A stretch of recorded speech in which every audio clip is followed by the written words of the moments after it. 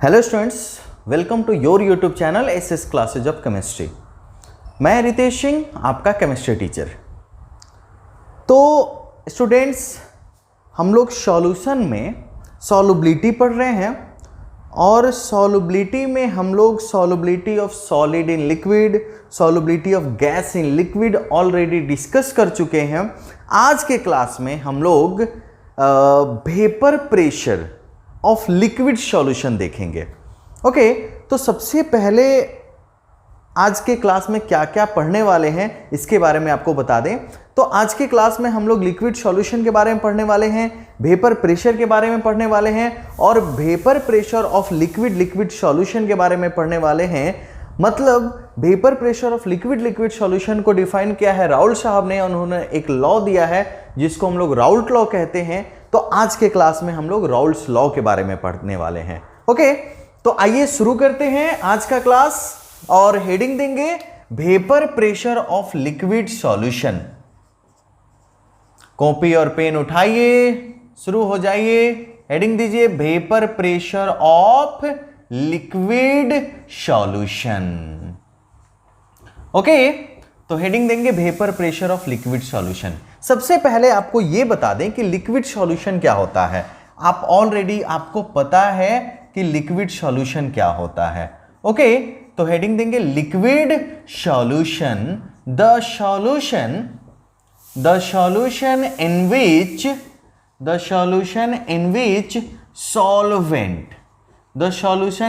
solvent is liquid and solute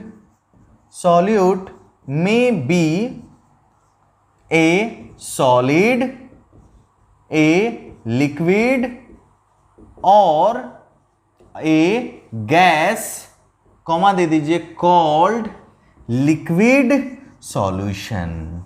okay, तो इसको हम लोग बोलते हैं लिक्विड सॉल्यूशन।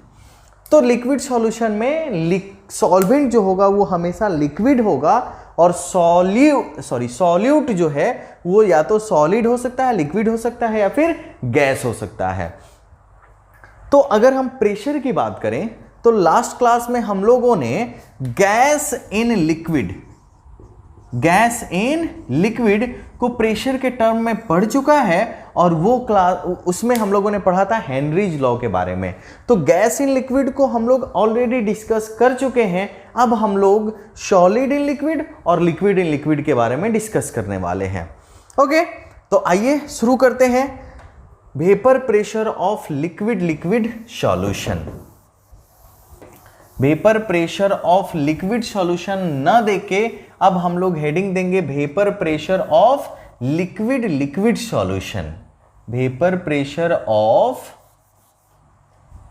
Liquid solution.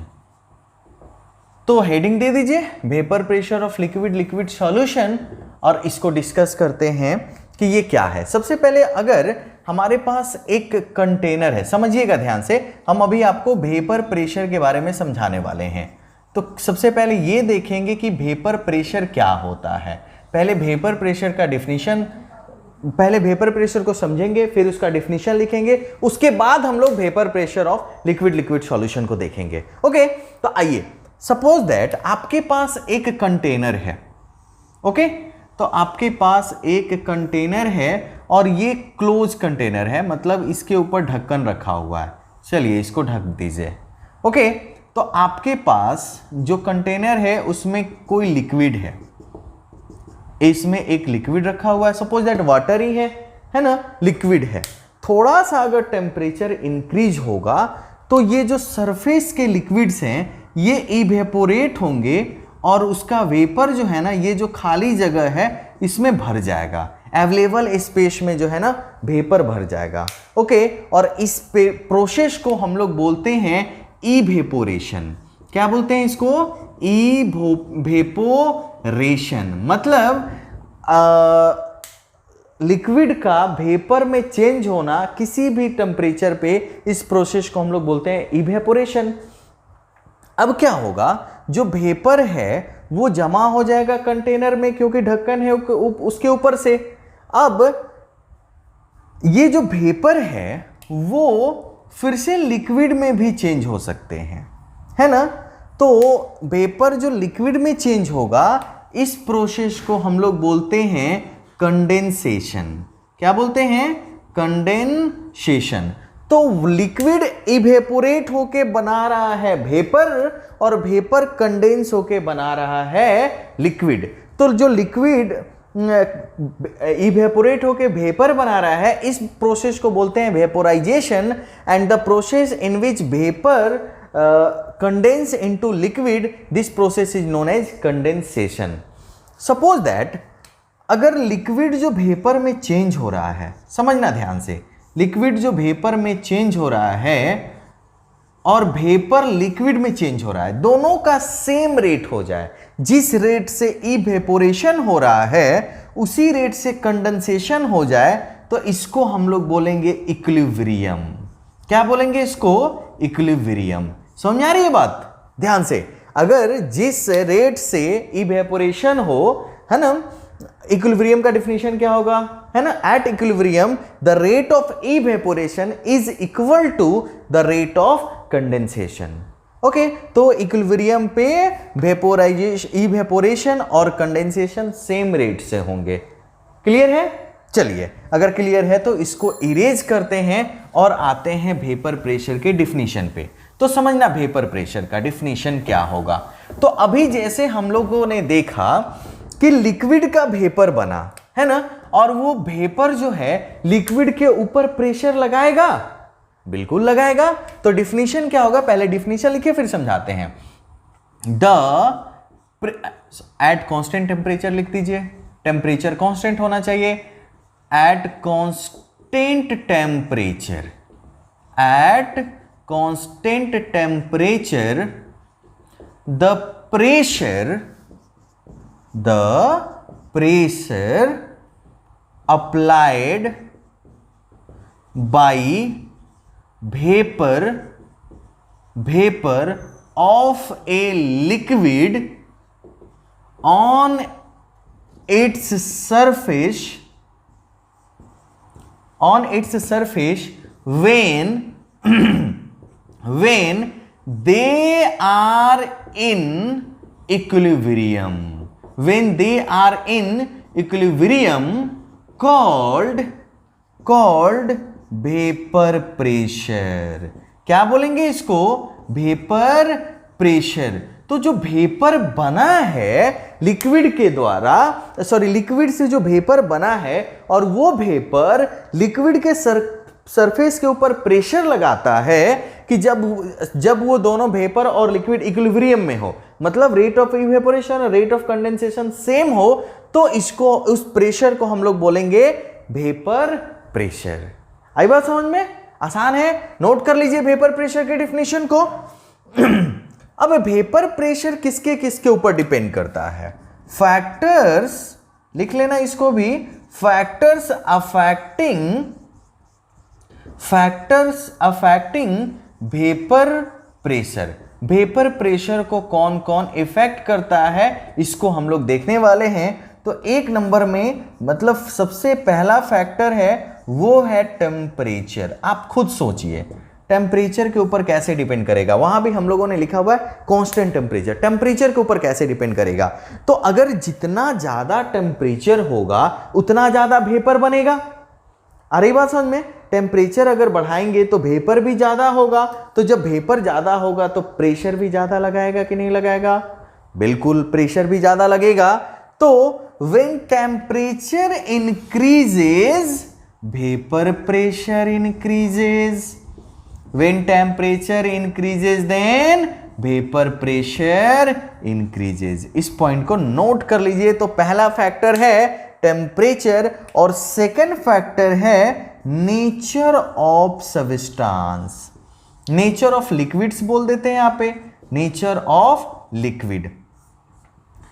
देखना, अगर कोई लिक्विड है जिसका बॉइलिंग पॉइंट ज्यादा है ना, तो जिसका बॉइलिंग पॉइंट मतलब हाई बॉइलिंग पॉइंट हो, तो जिसका हाई बॉइलिंग पॉइंट होता है उसका लो वेपर प्रेशर होता है। The liquid having high boiling point have low vapour pressure, okay, and the liquid having low boiling point have high vapour pressure. तो जिसका बॉइलिंग पॉइंट ज्यादा होता है उसका वेपर प्रेशर कम होगा, यही है नेचर ऑफ लिक्विड। और जिनका बॉइलिंग पॉइंट कम होता है उनका वेपर प्रेशर अधिक होगा। जैसे अगर आप इथेनॉल को देखें तो इथेनॉल का बॉइलिंग पॉइंट होता है 351 केल्विन और वाटर का जो बॉइलिंग पॉइंट है वो है 373 केल्विन। आप खुद सोच के बताइए कि किसका वेपर प्रेशर ज्यादा होगा। ऑब्वियसली इथेनॉल का ज्यादा होगा क्योंकि इथेनॉल का बॉइलिंग पॉइंट कम है। तो फटाफट से इसको नोट कीजिए कि ethanol have high vapour pressure than water because they have low boiling point. तो वेपर प्रेशर समझ में आया, आसान सा टर्म है ना। तो वेपर जो प्रेशर लगाया लिक्विड के ऊपर इक्विलिब्रियम स्टेट में अगर है तो इसको हम लोग बोलेंगे वेपर प्रेशर। दो फैक्टर पे डिपेंड किया, टेम्परेचर और नेचर ऑफ लिक्विड। आइए अब अपने मेन टॉपिक पे आते हैं और हमारा टॉपिक है vapour pressure of liquid solution. Vapour pressure of liquid solution के लिए एक महान साइंटिस्ट राउल्ट साहब ने लॉ दिया, एक जिस लॉ को हम लोग बोलते हैं राउल्ट्स लॉ। अब हम लोग हेडिंग देंगे राउल्ट्स लॉ। ओके, लेट समझना ध्यान से, let two liquids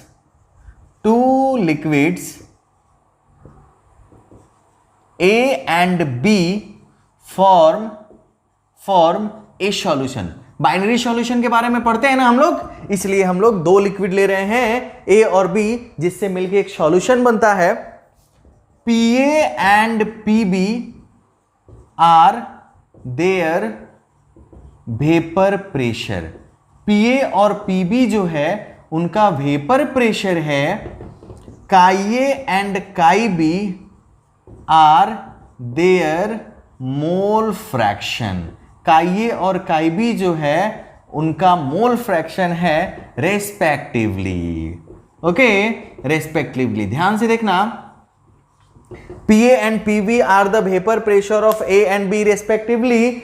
Chi and Chi B are mole fraction of liquid A and B respectively. Then according to Raoult's law, at constant temperature, लिखना law को, at constant temperature the vapor pressure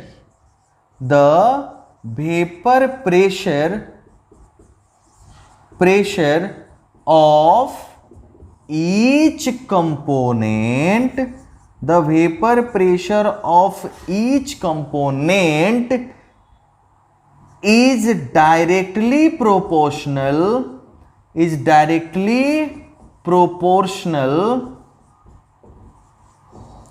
to mole fraction of that component। फटाफट से इसको note कीजिए, फिर इसको हम लोग आगे समझते हैं। तो राउल्ट साहब ने बताया कि अगर टेम्परेचर कांस्टेंट हो तो किसी भी कंपोनेंट का, सॉल्यूशन के किसी भी कंपोनेंट का वेपर प्रेशर उसके मोल फ्रैक्शन के डायरेक्टली प्रोपोर्शनल होता है। नोट कीजिए फटाफट से। ओके, मिटा दें। आइए, तो हम लोगों ने दो लिक्विड लिया है, liquid A and liquid B. तो दोनों के लिए हम लोग देखते हैं राउल्ट्स लॉ को फॉर लिक्विड ए के लिए। देखना ध्यान से, तो लिक्विड ए के लिए क्या हो जाएगा, PA is directly proportional to chi A. जब प्रोपोर्शनल हटाते हैं कोई कांस्टेंट देते हैं तो PA इक्वल टू हो जाएगा PA नॉट इंटू काई ए। और आपसे पूछा जाए कि PA नॉट क्या है, तो PA not is the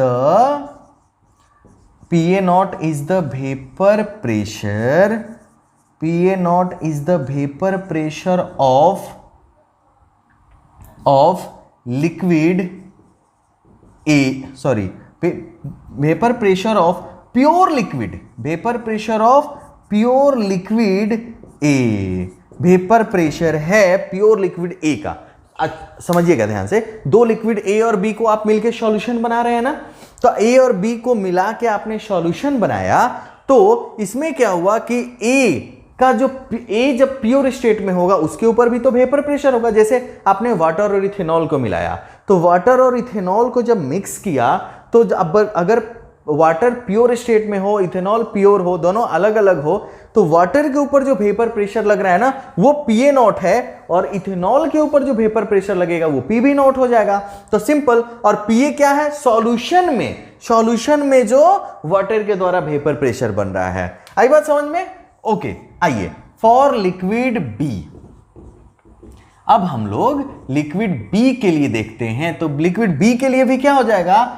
PB is directly proportional to chi B, PB is directly proportional to chi B, तो PB equal to PB not into chi B, और आपसे पूछा जाए कि PB नॉट क्या है, where PB not is the vapor pressure, PB not is the vapor pressure of pure liquid B. Okay, तो pure liquid B का vapour pressure है PB0। अगर जनरलाइज करते हैं हम लोग राउल्स लॉ को, तो हम लोग बोल सकते हैं क्या, PI equal to PI0 into काई आई। अगर टर्नरी सॉल्यूशन होगा तो I इक्वल टू 1 2 3 या फिर ABC। अगर क्वाटेनरी सॉल्यूशन होगा तो I इक्वल टू ABCD या फिर 1 2 3 पर जो मर्जी आप ले लीजिए। ओके, तो ये जनरली हम लोग राउल्स लॉ को ऐसे रिप्रेजेंट कर सकते हैं कि PI equal to PI0 into काई आई। पहले फटाफट से नोट कीजिए, आगे देखते हैं अभी। और ये खत्म नहीं हुआ, क्योंकि हम लोगों को तो वेपर प्रेशर ऑफ सॉल्यूशन चाहिए ना, हम लोगों ने पार्टिकुलरली निकाला। मिटा दे? ओके, आइए अब राउल्ट साहब के नियम में डाल्टन साहब के नियम का यूज ना करें, ऐसा हो सकता है क्या? बिल्कुल नहीं हो सकता है। तो डाल्टन साहब का पार्शियल प्रेशर का लॉ है, अकॉर्डिंग टू, जहां तक लिखे हैं उससे आगे कंटिन्यू करना है, according to Dalton's partial pressure law, according to Dalton's partial pressure law. और डाल्टन साहब ने यह बताया था कि किसी सॉल्यूशन के ऊपर लगने वाला टोटल प्रेशर इंडिविजुअल प्रेशर के सम के इक्वल होता है। तो इंडिविजुअल प्रेशर कौन है? PA and PB। तो PA plus PB equal to P total. Okay, और अभी ये डाल्टन्स लॉ के अनुसार आया। तो अभी हम लोगों ने पढ़ा PA इक्वल टू, तो PA इक्वल टू होता है PA not into chi A plus PB not into chi B. इस इक्वेशन को अगर आप, ये भी एक इक्वेशन आ गया जिससे हम लोग टोटल प्रेशर निकाल सकते हैं। लेकिन अगर हम लोगों को कोई एक ही मोल फ्रैक्शन पता हो तो फिर क्या करें? आइए देखते हैं, इसको कंटिन्यू करते हैं आगे। तो अगर एक मोल फ्रैक्शन पता हो तो P टोटल इक्वल टू आप क्या लिख सकते हैं? PA not into 1 minus chi B plus PB not into chi B. Okay, क्योंकि समझ लीजिए इधर, since chi A plus chi B equal to कितना होता है? 1, इसलिए chi A equal to 1 minus chi B. तो काई ए के जगह पे हम लोगों ने 1 माइनस काई बी रख दिया, इसलिए P टोटल इक्वल टू क्या हो जाएगा?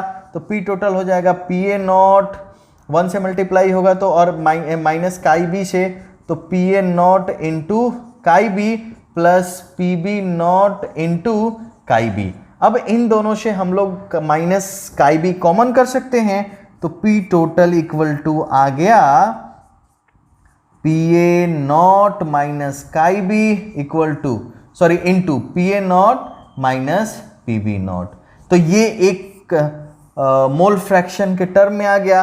तो काई बी के लिए ये आया, काई ए के लिए भी तो इक्वेशन आ सकता है ना? ओके, बिल्कुल आ सकता है। आइए काई ए के लिए देखते हैं। तो P total equal to PA not into chi A plus PB not into 1 minus chi A यहां पे हो सकता है। अब देखना, अब अगर हम लोग को काई बी का वैल्यू चाहिए तो काई बी इक्वल टू क्या हो सकता है, 1 माइनस काई ए हो जाएगा ना। तो उस वैल्यू को यहां पे यूज किए, तो इसलिए पी टोटल इक्वल टू कितना हो जाएगा, तो P A not into chi A plus P B not minus P B not into chi A. अब इन दोनों में से हम लोग काई ए को कॉमन कर लेते हैं, तो पी टोटल इक्वल टू क्या आ जाएगा, पी बी नॉट प्लस इन दोनों में से काई ए कॉमन हो जाएगा, तो chi A P A not into P A not minus P B not, और ये इक्वेशन आया तब जब आपको मोल फ्रैक्शन ऑफ सॉल्वेंट पता हो, और ये तब आया जब मोल फ्रैक्शन ऑफ सॉल्यूट पता हो। फटाफट से इसको नोट कीजिए, ये आया राउल्स लॉ का इक्वेशन, ये भी इक्वेशन का यूज है, ये भी इंपॉर्टेंट है, ये भी इंपॉर्टेंट है, और ये भी इंपॉर्टेंट है। अगर आपको क्वेश्चन सॉल्व करना हो, जो मर्जी आप इसमें से यूज कीजिए, जिस भी इक्वेशन का मर्जी हो यूज कीजिए और क्वेश्चन को सॉल्व कीजिएगा। ओके, फटाफट से नोट कर लीजिए। आइए, तो अब एक चीज इंपॉर्टेंट है, ये भी आप ये देख रहे हैं कि अगर दो लिक्विड है किसी कंटेनर में और दोनों को मिला के हम लोग सॉल्यूशन बना रहे हैं, तो लिक्विड, देखना समझना मेरी बात को। अब जैसे ये एक कंटेनर हो गया, इसमें हम लोगों ने रखा दो लिक्विड को, चलिए दो लिक्विड का ये मिक्सचर हो गया ए एंड बी। तो ए एंड बी जब लिक्विड फेज में है तो आप उसके मोल फ्रैक्शन को बोल रहे हैं काई ए एंड काई बी। तो क्या जब ये वेपर बनेंगे, ये जब वेपर बनेंगे दोनों लिक्विड ए और बी, तो ए एंड बी दोनों वेपर फेज में भी तो होगा। चलिए इसको ढक देते हैं, तो ए और बी वेपर फेज में भी होगा। समझ में आ रही बात? मतलब कंपोजिशन जो लिक्विड फेज में है वैसा कंपोजिशन वेपर फेज में भी तो होगा। तो आपसे पूछ सकता है कि बताइए वेपर फेज में ए का मोल फ्रैक्शन क्या है या वेपर फेज में बी का मोल फ्रैक्शन क्या है, तो कैसे निकालेंगे?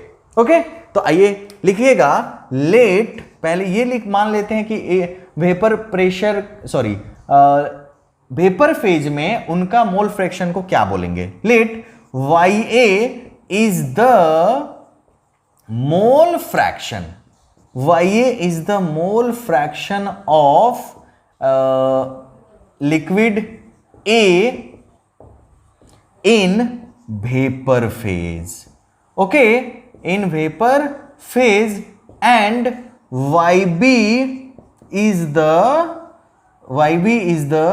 mole fraction